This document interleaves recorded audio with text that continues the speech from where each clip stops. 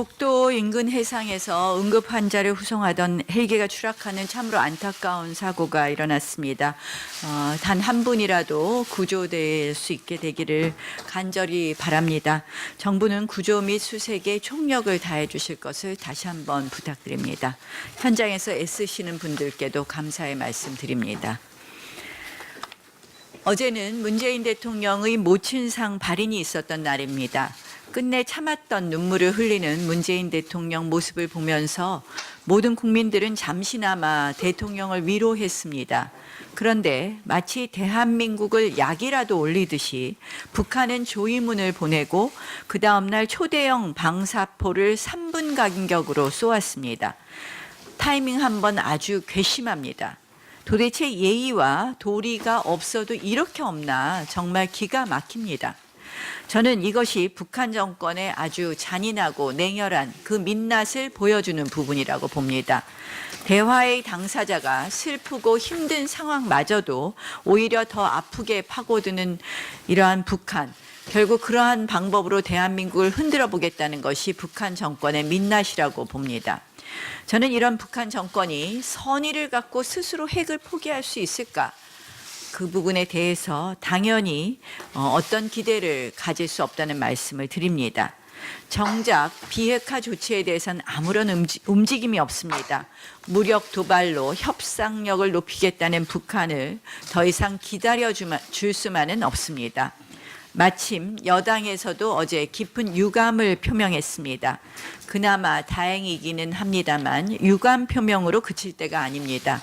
문재인 정권 대북 정책의 그 기조와 뿌리를 원점에서 재검토하십시오.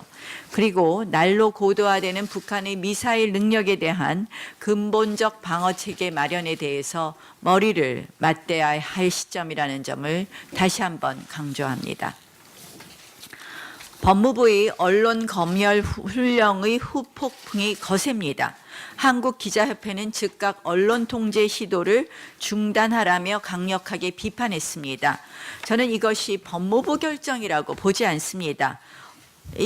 예상해 보십시오. 이 중대한 언론 탄압 훈령, 언론 검열 훈령을 어떻게 법무부가 자체적으로 마련했겠습니까?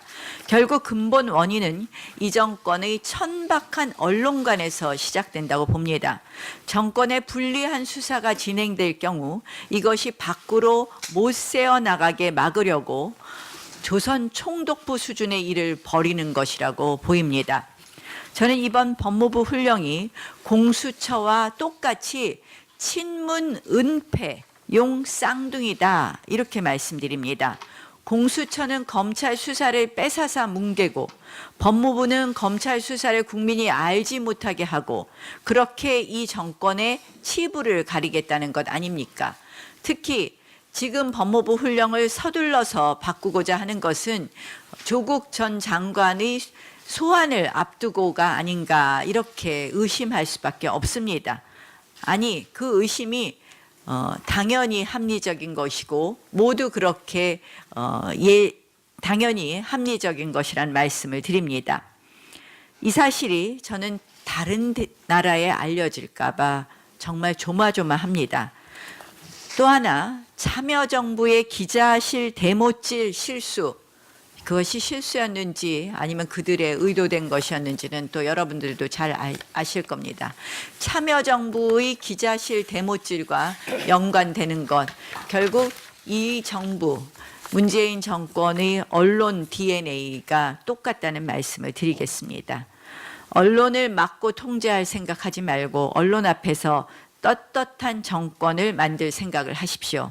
자유한국당은 이 훈령 꼼수를 원천 차단하기 위한 국회법 개정안 그리고 또 검찰청법 개정안 추진하겠다는 말씀을 드리겠습니다.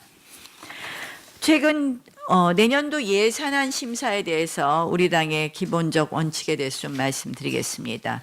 최근 통계청 발표에 따르면 정규직이 35만 명 줄고 비정규직은 86만 명 늘어났습니다. 정규직 감소가 2011년 이후 처음이고 비정규직 증가율은 2004년 이래 최고입니다. 12년 만에 비정규직 비중이 제일 높다고 합니다. 비정규직 없는 사회가 아니라 정규직 없는 사회로 가는 꼴입니다. 이런 경제 파탄, 고용 파탄에도 불구하고 정부는 내년도 예산안에 설탕물 예산을 잔뜩 탔습니다. 60조 원이나 빚을 내가면서 이 병든 경제에 진통제에 놓겠다고 하는 한심한 예산입니다.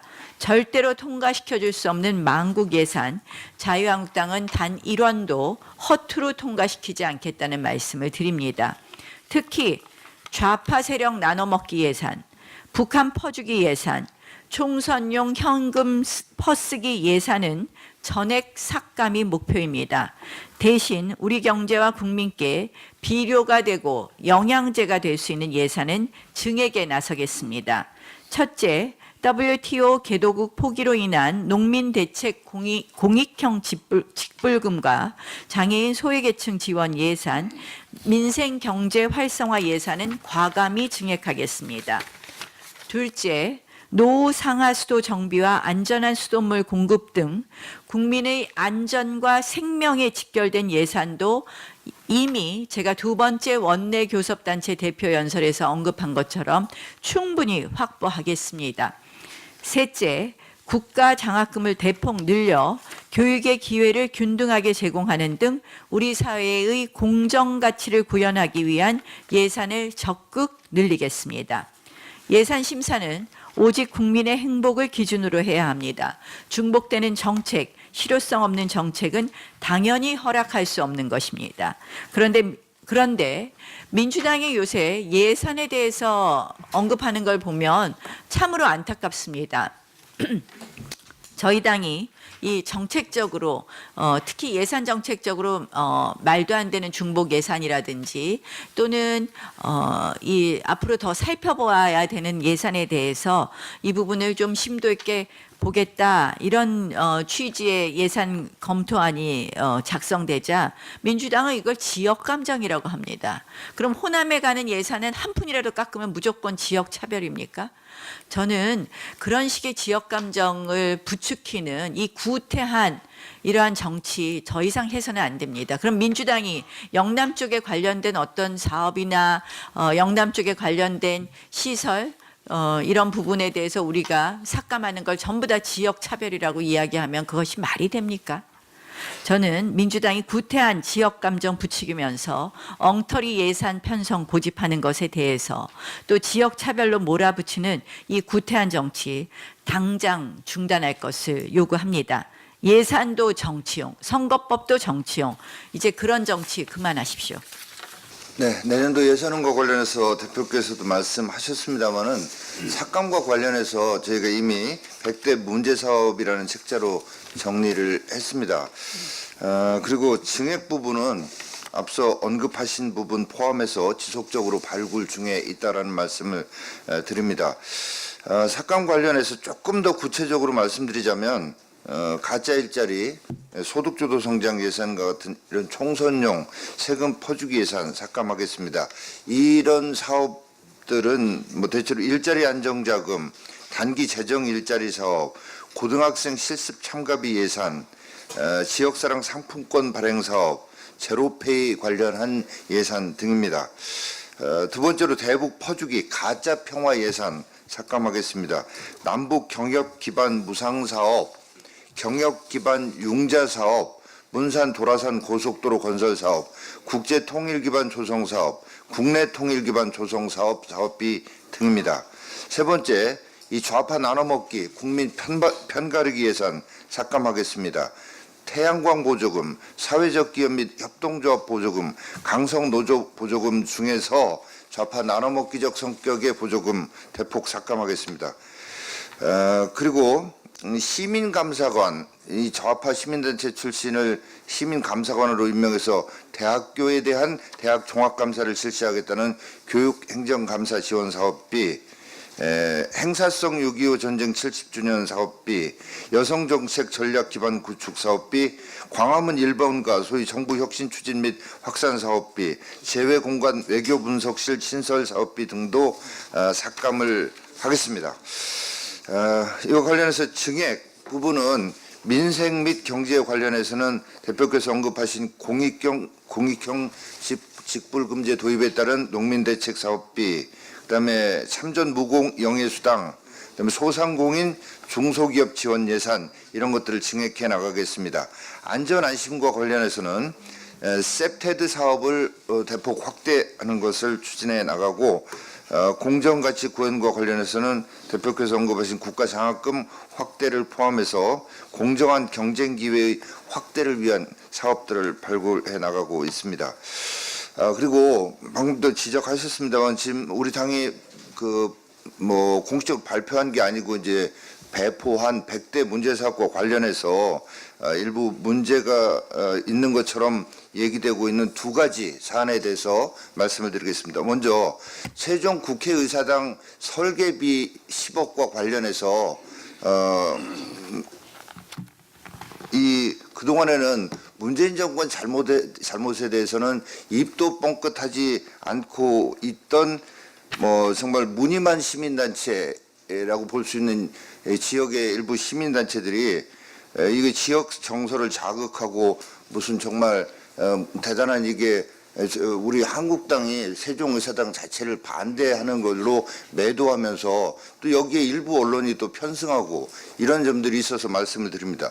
이 세종의사당 설계비는 당연히 주무상임위인 국회 운영위에서 용역 결과 보고된 5가지 안 중에 어떤 안으로 추진할 것인지에 대한 논의를 거쳐야 하는데 일체의 논의도 없이 국토위에 행복청 예산으로 슬그머니 끼워 넣은 것입니다.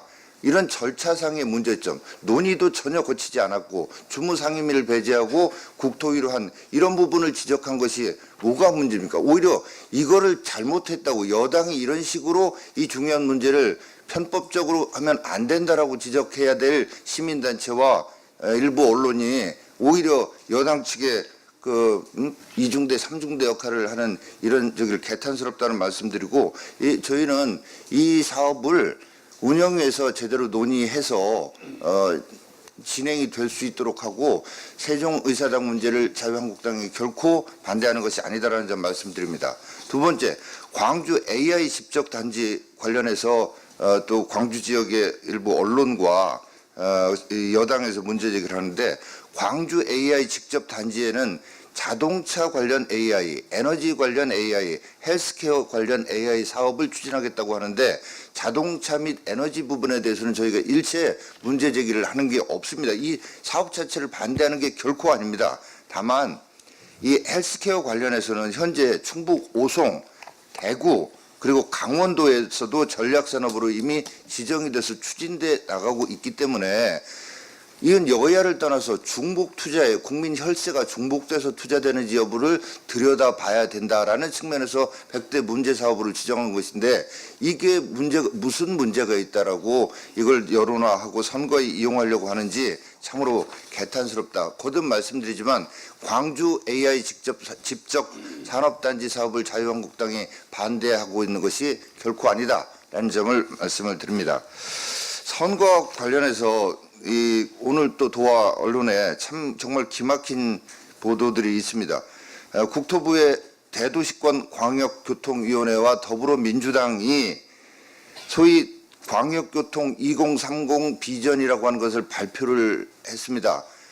총선용, 선거용인 게 너무나 노골적으로 드러나서 참 낯뜨겁지 않느냐라고 되묻지 않을 수가 없는데 참 내용을 보면 아무것도 없다라고 해도 과언이 아닙니다. 노선 계획도 없습니다. 재원 대책도 없습니다.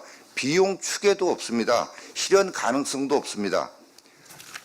이런 사업들을 GTX-D 한다, 올림픽대로와 강변북로의 지하 도로를 만들겠다, 이런 식으로 참 국민을 속이는 이게 사실은 수도권만 지금 집중적으로 보도돼서 그렇지 부울권, 또 광주권, 대전권, 대구권으로 이걸 발표한다니 지역 언론에 이런 것들이 대대적으로 보도된다면 잘 모르시는 국민들은 이렇게 노선 계획도 비용 추계도 재원 대책도 실현 가능성도 없는 사업 이걸 모르시는 이런 쪽으로 지금 호도하고 있는 것입니다. 일단 관련 지자체들이 먼저 환영한다라고 다 나서고 있는데 이 실상을 저희 당은 국민들께 제대로 알리고 실현 가능한 이런 광역교통 개선 대책을 마련해 내겠다라는 말씀을 드립니다.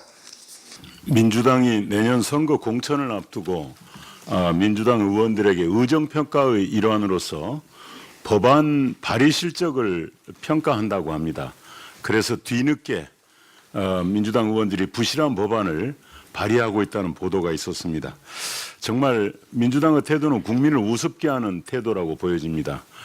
민주당의 지도부는 하지 말았어야 할 공수처 법안, 선거법에 대한 패스트트랙 법안을 제출하고 밀어붙였습니다. 그리고 의원들에게는 진즉했어야 될 법안 발의 실적을 평가한다고 합니다. 도대체 누가 누구를 평가하고 공천에 반영하겠다는 것입니까? 정말 국민을 우습게 하는 처사입니다. 이런 민주당의 시대착오적인 태도는 바로 이번 총선에서 지도부가 국민의 평가를 받을 것이라는 것을 말씀드립니다. 조국 장관이 퇴임했지만 아직 후임자가 결정되지 않고 있습니다. 서두르지 않겠다고 청와대가 말을 했습니다. 저희들은 혹시 청와대가 조국 사태에 대해서 반성하고 책임지는 자세를 보이기 위해서 후임자를 결정하지 않는가 생각해 봤습니다.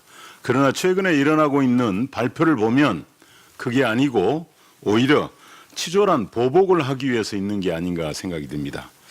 형사사건 보도 원칙이라는 것을 통해서 검찰의 언론 접촉을 막고 또 압수수색 과정의 촬영을 금지한다고 합니다. 다 조국 보도에서 일어난 일에 대한 안갚음이라고 생각이 됩니다. 정말 세상을 거꾸로 가고 있습니다. 아직도 우리 대통령은 우리 법무부를 보면 조국을 위한 법무부를 계속 유지하려는 의도가 아닌가 이런 생각이 듭니다. 요즘 각 당 원내대표 교섭단체 연설을 통해서 가장 많이 인용되고 또 희화화됐던 대통령의 언어는 기회는 평등하고 과정은 공정할 것이며 결과는 정의로울 것이라는 말이었습니다. 대통령이 말이 이렇게 희화화되고 조롱거리가 된 적은 없습니다. 청와대는 민심을 바로 읽어야 될 것으로 보입니다.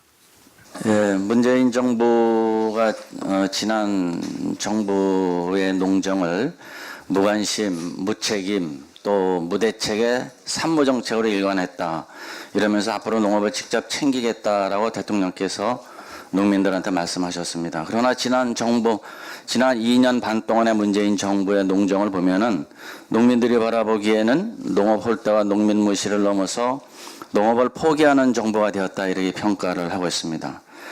문재인 정부 들어서 농업 예산이 최악이었습니다. 전체 예산에서 농업 예산이 차지하는 비중이 그 전 정부 말년인 2017년도 예산이 3.62%였지만 문재인 정부 출범 이후에 차지하는 비중은 2018년도 3.38%, 또 2019년 3.12%로 대폭 감소했습니다. 결국 내년 예산은 처음으로 3%대가 무너져서 2.98%입니다.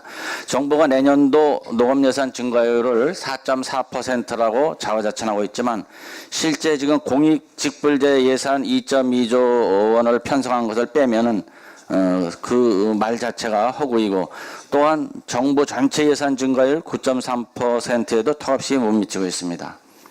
최근 정부가 마련한 국가 재정 운영 계획을 보면 2019년에서 23년까지 국가 전체 예산은 연평균 6.5% 증가합니다만 같은 기간 농림, 수산, 식품 분야 예산은 겨우 2.6% 증가해서 전체 12개 분야 중 가장 낮은 것으로 나타났습니다. 문재인 정부의 농정에 대한 그와 같은 관심 정도를 아주 역설적으로 보여주고 있다고 할 수 있습니다. 정부가 지난 금요일 WTO 개발도상국 지위 포기를 공식 선언했습니다. 결국은 문재인 정부가 우리 농업을 포기하겠다고 선언한 것입니다. 개발도상국 지위 포기는 농업 분야에 대한 관세, 보조금 혜택 대폭 축소 등의 농업계 전반에 큰 피해가 발생될 것이 자명함에도 정부는 당장의 피해가 없고 실질적 피해는 제한적일 것이다 라고 하면서 안일한 대응 태도를 보이고 있습니다. 정부가 개발도상국 지위 포기로 인한 주요 대책으로 공익형 직불제, 재보험 확대 등을 내놓았습니다. 그러나 개발도상국 지위 포기로 인한 새로운 대책은 사실상 전혀 없습니다. 지금 발표한 대책은 이전부터 시행해 오고 있거나 이전부터 계획을 하고 있었던 농업 경쟁력 강화 차원의 대책에 불과한 것입니다. 특히 공익형 직불제와 쌀 목표값에 대한 정부의 태도를 보면은 정부의 이번 대책이 전혀 준비되지 않은 땜질식 대책이었음을 확인할 수 있습니다. 정부는 공익형 직불제 재정 규모로 2조 2천억 원을 책정했습니다. 그러나 실제 이 재원은 현재 변동직불금 한도로 규정하고 있는 농업보조총액 1조 4,900억 원, 또 한도와 고정직불금 지급액 8천억을 합친 수준보다도 못한 금액입니다. 자유한국당은 공익형 직불제 재정 규모를 최소 3조 원으로 하면서 그중에 50%를 농업예산에 순정해야 된다고 지금 주장하고 있습니다. 공익형 직불제가 실질적으로 운영되는 것은 물론 농업예산 전체의 순정을 통해서 지금까지 쪼그라든 농업예산을 바로잡는 계기로 잡으려는데 우리 당의 목적이 있습니다. 문재인 정부는 아직까지도 아무런 관심도 대답도 없다가 이제 2조 2천억 원 편성 예산을 가지고 WTO 개발도상국 지위 포기 대책이라고 지금 선전하고 있습니다. 변동직불금을 결정하는 쌀 목표값 역시 농민에 대한 고려가 전혀 없습니다. 2018년도산 쌀의 변동직불금이 농가에 지급되려면 쌀 목표값이 최소 21만 1,000원을 넘어야 합니다. 정부는 물가 상승률 등이 고려된 자유한국당의 22만 6천 원에 대해서는 올해 햅쌀이 나온 지금까지 거의 1년이 지난 지금까지도 아무런 대답이 없이 20만 원도 안 되는 금액만을 제시하고 있을 뿐입니다.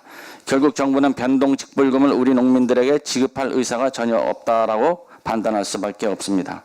정부는 자유한국당이 제시한 공익형 직불제 예산 3조 원, 50% 순종, 쌀 목표 가격 22만 6천 원을 조속히 수용하는 것이 우리 농민에 대한 최소한의 예의라는 것을 알아주시기 바랍니다. 문재인 정부가 그렇게 강조하던 위기 대응 능력 또한 농업농촌에는 제로 돌아왔습니다. 아프리카 돼지열병 ASF에 대한 아마추어식 초동대처가 우리 양돈 농가들을 위기로 몰아넣고 있습니다. ASF로 우리 양돈 농가들이 자식처럼 키운 돼지가 현재까지만 해도 15만 마리가 살처분되었습니다. 인체에 피해가 전혀 없다고 홍보하고 있지만 소비자들의 돼지고기 기피 현상으로 평년 대비 20% 이상 가격이 폭락했습니다. 우리 농가에서는 지난 5월 북한의 ASF 발생 직후부터 멧돼지에 대한 전염 가능성을 우려하고 선제적인 관리와 통제가 필요하다고 전문가들과 함께 계속 주장해왔지만 유독 환경부, 국방부 등 정부는 ASF 발생 초기는 물론 피해가 확산된 10월 초까지도 전혀 문제가 없는 듯 대응하다가 뒤늦게 부상을 떨고 있습니다. 멧돼지 감염 가능성이 희박하다. 철책 이남에서는 검출 사례가 없다라고 했으나 결국 남방 한계선을 넘어왔습니다. 사실상 이동 가능한 감염원을 방치한 것입니다. 결국 정부가 ASF 사태를 더욱 크게 키웠고 그 피해는 고스란히 우리 양돈농가 양돈산업 전체에 돌아가고 있습니다. 초동대처 실패와 아마추어식 대응은 사실상 인자해도 과언이 아닙니다. 정부는 우리 축산 농민들께 분명히 책임을 인정하고 사죄에 마땅하다고 생각합니다. 문재인 정부의 농업 홀대 농민 무시 그리고 농업 포기에 대해 더 이상 자시할 수 없고 실질적 농업예산 확대로 농민에 대한 농업에 대한 최소한의 권리를 찾을 수 있도록 우리 당은 최선을 다할 것입니다. 어제 정부가 관계부처 합동으로 광역교통 2030 대책을 발표했습니다. 대도시광역위원회가 민주당의 총선 공약을 준비하는 위원회인지 몰랐습니다. 정책이 아닌 공약만 내놓았습니다. 그것도 구체적인 계획도 없이 기존 대책만 나열한 빈 껍데기 헛 공약이었습니다. 1, 2기 신도시의 지옥교통 개선할 대책은 쏙 빠진 3기 신도시 전용 대책들만 나열했습니다. 실행력이 담보되지 않는 총선용 던지고 보자식 공약뿐이었습니다. 김현미 장관이 브리핑을 하면서 본인이 아침 출근길 얘기를 했습니다. 여느 때와 같이 5시 40분에 나왔다고 합니다. 일산에 사는 교통체증으로 발이 묶이지 않으려면 잠을 줄이는 것 외에는 다른 도리가 없다고 말을 했습니다. 수도권 출퇴근 시간이 평균 2시간을 넘긴 지 오래라서 삶의 질이 당연히 떨어질 수밖에 없다는 얘기를 했습니다. 이렇게 잘 아시는 분이 도대체 그동안 그 지역에서 3선 국회의원 하시고 건설교통부, 국토교통부 장관까지 하시면서 뭘 하셨는지 모르겠습니다. 네. 이번 대책은 말 그대로 구체적인 계획 없이 기존 대책을 나열한 빈 껍데기에 불과합니다. 그 이유를 지금부터 자세하게 말씀드리겠습니다. 수도권 급행철도 즉 GTX A 노선을 2023년도에 완공한다고 합니다. GTX는 늘 조기 완공하겠다고 말만 합니다. 꼭 그랬으면 좋겠습니다. 그런데 한번 세부적인 내용을 봐주시기 바랍니다. 지금 GTX A 노선은 수많은 지작물이 있는 대도심권역을 통과함에 따라서 지금 노선이 통과하는 지역 주민들의 반발이 곳곳에서 심한 상황입니다. 국토부가 이런 주민들의 갈등을 그런데 방관만 하고 있습니다. 이런 갈등을 적극적으로 먼저 해결하고 나서 조기 완공을 얘기해야지 마땅합니다. 또 이번에는 새로운 노선 하나를 신상으로 꺼내듭니다. 서부권의 신규 노선을 검토할 계획이라고 밝혔습니다. 언제인지 모를 전형적인 던져보기식 총선 공약이고 희망 고문일 뿐입니다. 제발 기존에 추진하고 있는 계획부터 차질 없이 진행될 수 있도록 노력하시기 바랍니다. 아무리 들여봐도 1, 2기 신도시에 대한 지역 교통 대책은 찾아볼 수가 없습니다. 대곡 소사선을 일산까지 운행한다고 밝혔는데 이미 결정된 계획이고 2021년에 개통 예정입니다. 노선은 국토부가 관여했지만 예산 자체가 고양시가 전부 부담하는 것으로 계획된 사업입니다. 전형적인 생색내기 정책입니다. 이뿐입니까? 2층 전기버스, 굴절버스 등을 활용해서 통행시간을 15%에서 20% 단축시키겠다고 하는 SBRT도 왕숙, 계양, 대장 등 3기 신도시 교통수단으로만 언급될 뿐 1, 2기 신도시에 도입하겠다는 언급조차 없습니다. 그나마 실효성이 있는 대책으로 언급되는 것이 대심도 지화 검토입니다. 저를 비롯한 많은 분들이 강변북로 지화를 주장했습니다. 그러나 이것은 기술이 있지만 적극적인 의지와 재원 조달에 대한 결정이 필요한 부분입니다. 그러나 이 부분에 대해서는 전혀 언급이 없습니다. 즉, 할 수 있는 일이 아닌 하고 싶은 얘기만 하는 공약인 것입니다. 대화에서 운전까지 일산선을 연장하겠다는 계획도 도대체 언제부터 언급된 건지 기억하기도 어렵습니다. 이런 대책을 아직도 예타 등을 거쳐 조치하겠다고 합니다. 정말 답답합니다. 차질 없이 추진되면 2030년까지 수도권 교통망이 잘 구축될 것이라는 말은 국민을 우롱하는 말입니다. 그러면 도대체 2030년까지 이 지옥 교통을 감내해야 되는 국민은 어떻게 살라는 말입니까? 온갖 좋은 것만 갖다 붙인다고 좋은 계획이 아닙니다. 도로 위에 시한폭탄이라 불리는 전동 킥보드 2년간 인명사고만 289건입니다. 이런 전동 킥보드 등 공유용 이동수단을 이용해서 최종 목적지까지 끊김없이 대중교통 서비스를 제공한다는 게 어떻게 2030 광역교통망 대책이 될 수 있겠습니까?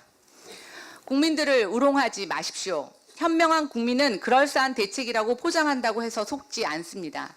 정부가 정책이 아닌 공약을 발표해서 되겠습니까? 지르고 보는 헛 공약이 아니라 차질 없이 진행될 수 있도록 구체적인 계획을 수립해서 내놓으시기 바랍니다.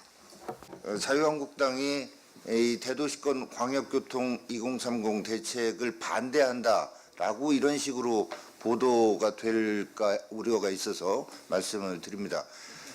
지금 이런 계획대로 돼야 되는 거죠. 그런데 이 정부와 여당이 발표한 걸 보면 일단 핵심 재원 대책부터 해서 구체적인 계획도 전혀 없다. 이런 것들을 빨리 마련해서 제대로 실현 가능성이 있는 그런 대책 비전이 제시되어야 되지 않겠나 하는 점을 지적하는 것이다라는 점을 분명히 밝혀둡니다. 예, 국방위 간사 백승주 의원입니다. 31일에 북한이 다시 단거리 미사일 2발을 발사했습니다. 고도가 90km, 사거리가 370km인 것으로 봐서 정상 각도로 발사한 것으로 분석됩니다. 이 발사 직후에 민주당의 논평에 대해서 한 말씀 드리지 않을 수 없습니다. 민주당은 미국을 압박하기 위한 북한의 정치 군사적 조치다 이렇게 얘기했습니다. 정말 한가하고 개탄스럽습니다. 북한은 바로 우리 심장을 겨누어서 미사일을 발사했는데 우리 집권 여당인 민주당은 제3국을 겁주기 위한 발사다. 이렇게 안이한 분석을 하고 있다는 사실을 개탄하지 않을 수 없습니다.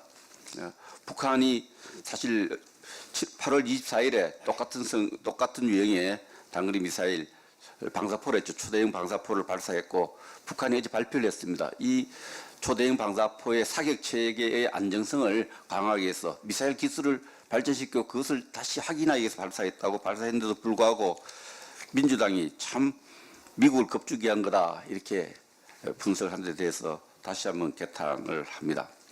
군사 의미를 따지면은 북한은 이스칸데라 미사일과 이 초대형 방사포 미사일은 결국은 동시에 여러 발을 발사하기 때문에 로켓포를 발사하기 때문에 우리가 요격하기가 굉장히 힘든 그런 미사일 단거리 발사체를 계속해서 발전시키고 있다. 우리 나경원 대표가 정례대표 연설을 통해서 실제 전술적 사용을 할 가능성이 높아졌고 북한이 거기에 대한 대비를 해야 된다고 하는데 이런 전술적 사용에 대해서 우리가 대비를 해야 되고요. 특히 정부는 특히 그 발사 직후에 뭐 유감이라는 표현을 넘어갔는데 남북 합의서를 폐기할 것을 즉각 검토해야 됩니다. 거듭해서 북한이 남북 합의서의 제1조 1항인 군사력 증강을 하는 문제에 대해서 계속해서 위반하고 있는데 이 위반하고 있는 북한에 대해서 남북 합의서를 폐기하겠다는 경고를 지금 당장 보내야 된다 이렇게 말씀드리겠습니다. 내년도 예산과 관련해서 두 가지 말씀드리겠습니다. 북한이 이렇게 그 전략 무기를 전술적으로 사용할 준비를 하고 있는데도 불구하고 내년도 예산에서 삼축 체제, 북한의 핵 미사일에 대비한 예산은 대폭 감축하고 있습니다.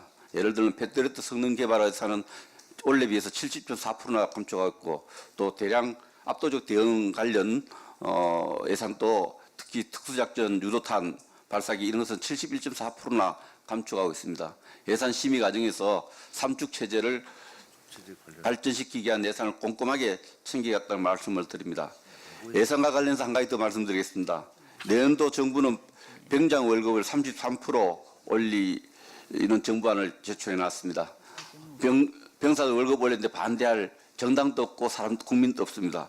그러나 선거가 있는 해에만 올리는 이 변칙적인 예산 증액에 대해서 여러 차례 지적했지만 유감을 표합니다. 그러면서도 정작 동원 예비군 41만 명에 대한 예산 여건은 전혀 개선하고 있지 않습니다. 2박 3일간 동원 훈련 예산은 병사 예비군 한 분당 32,000원인데 이 병장 월급이 60%밖에 안 됩니다. 우리 한국당에서는 예비군의 여러 가지 훈련 비용, 훈련 여건을 획기적으로 올리고 또 동원 전력의 전구료를 획기적으로 개선하는데 예산 심의에 중점을 두겠다는 말씀드립니다. 이상입니다. 네. 예, 가방위 간사 김성태 의원입니다. 총선을 앞두고 정부와 여당의 여론과 언론 장악 폭주가 그 한계점을 넘고 있습니다. 어제 방통위는 MBN을 행정처분하고 검찰에 수사 의뢰한다고 밝혔습니다. 한술 더 떠 한상혁 방통위원장이 대표로 있던 민원연은 TV조선과 채널A에 대해서도 조사를 확대하고 종편 특혜를 회수하라고 날뛰고 있습니다. 또한 EBS 박치영 부사장도 언론 노조에 떠밀려 해임되었습니다. 총선을 앞두고 미리 예정된 언론 장악 각본이 치밀하게 진행되는 모습입니다. 검사와 수사관의 언론기관 개별 접촉 금지와 오보낸 기사를 검찰 출입을 제한한다는 법무부 조치는 헌법에 보장된 언론의 자유를 아예 무시하는 행태입니다. 이뿐만이 아닙니다. 박원순 서울시장은 소속기관 TBS에 출연해 언론의 자유는 보호받을 자격이 있는 언론에만 해당한다고 언론사에 대한 징벌적 배상 제도를 도입해야 한다고 주장하기도 했습니다. 게다가 노웅래 과방위원장은 여야 합의도 하지 않은 채 국을 청문회를 추진한다고 했습니다. 조국 낙마에서 가장 큰 역할을 했던 언론을 사실상 적으로 규정하고 통제하려 하고 있습니다. 마치 김대중 정부의 언론사 세무조사나 노무현 정부 때의 기사실 폐쇄와 같이 언론 탄압이 본격적으로 진행되고 있습니다. 가짜뉴스의 판단 기준을 자기들끼리 만들고 보도 지침을 만들어 배포하고 말 안 듣는 언론사 행정권을 동원해 압박하려 합니다. 언론이 정권을 견제하고 공론화하려는 시도 자체를 없애고 주는 것만 받아먹도록 길들이려 하고 있는 것입니다. KBS에 대해서도 말씀을 드리겠습니다. KBS 사내 적폐 청산기구인 진실과미래위원회가 징계 권한도 없이 징계를 요구한 것은 절차상 위법이라는 법원의 판결이 지난 29일 나왔습니다.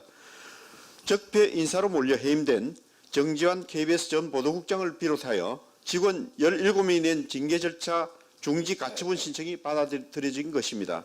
지금껏 선량한 직원들을 적폐 인사로 몰아 내쫓고 벌주로 했던 KBS는 사법부 결정을 겸허히 수용하고 징계를 무효화해야 할 것입니다. 많은 법조인들은 본안 소송 역시 가처분 결과와 별반 다르지 않을 것이라는 의견을 내고 있습니다. 그동안 우리 당은 불법적 진미위를 해체하고 부당한 징계를 중단하라고 수차례 촉구했었습니다. 이러한 경고를 듣지 않은 데 대해서 우리 당은 끝까지 그 책임을 물을 것입니다.